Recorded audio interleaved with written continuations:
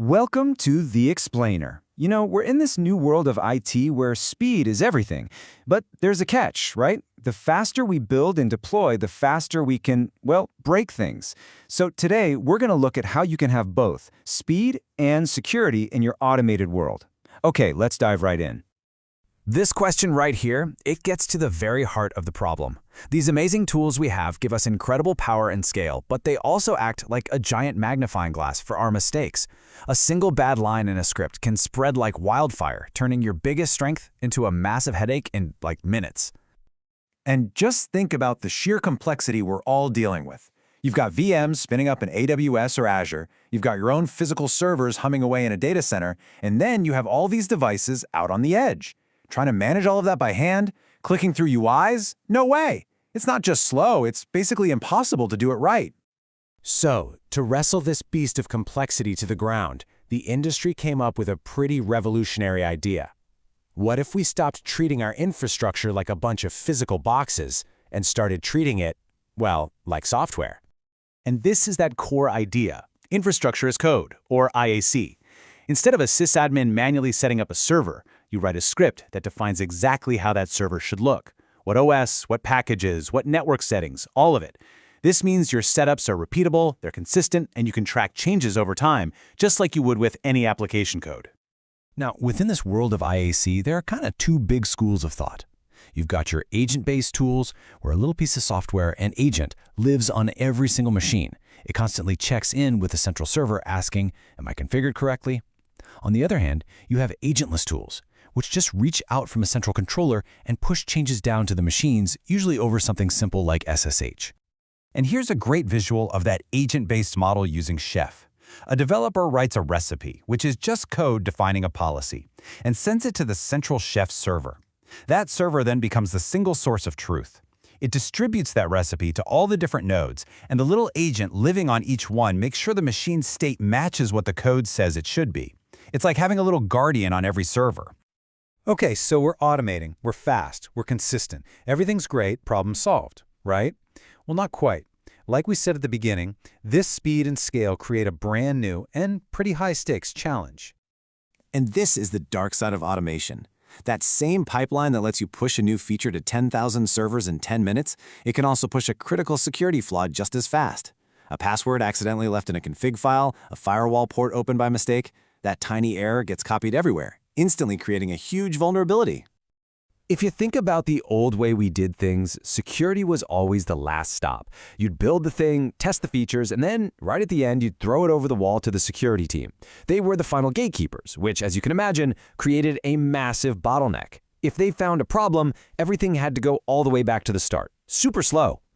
So, the modern solution is this idea of shifting security left. And all that really means is you stop treating security as a final step. Instead, you weave it into the entire process, right from the very beginning. You're scanning for issues while you code, you're testing for vulnerabilities in your CI/CD pipeline. It becomes this continuous, automatic part of the whole flow. But to actually make that shift-left dream a reality, you need a new kind of tool. You need something that's built from the ground up to test and audit your infrastructure just as carefully as you test your application code. Which really brings us to the main question, doesn't it?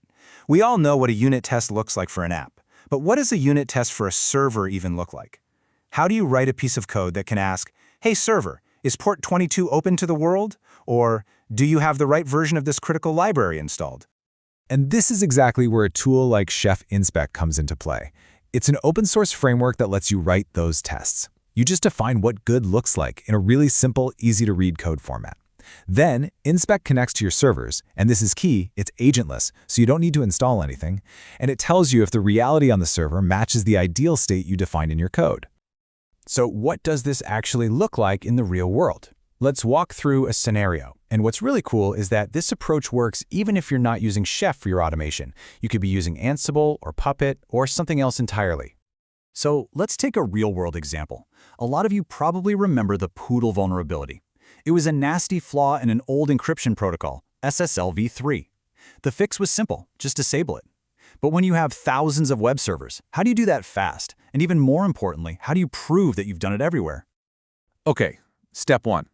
Detect. You write this super simple, human-readable inspect test. Look at it. It basically reads like an English sentence. Describe the SSL protocols on port 443. SSL3 should not be enabled. You can run this test across your whole fleet and get an instant report of exactly which machines are still vulnerable. Step 2. Remediate. Now you use whatever automation tool you love. In this case, it's an Ansible playbook. This little task goes out to your servers, finds that SSL configuration line in the Apache config file, and just replaces it with a new, more secure one. Simple, right? And now for the most important part, Step 3, verify. You don't just assume the Ansible playbook worked. You run the exact same inspect test again.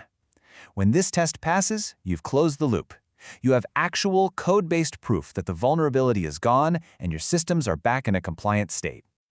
Now, when you start using this detect, remediate, verify loop all the time, you're not just putting out fires anymore. You're actually building a real system for continuous compliance.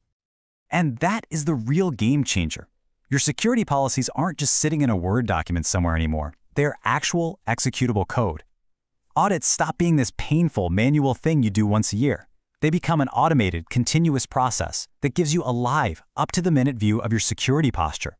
And then, platforms like Chef Automate give you that mission control center for the whole process. You get a single dashboard where you can see all your inspect scan results, track your compliance score over time, and immediately drill down to see what's failing and why. It's that single pane of glass everyone's always talking about. So, at the end of the day, this is the question you have to ask yourself.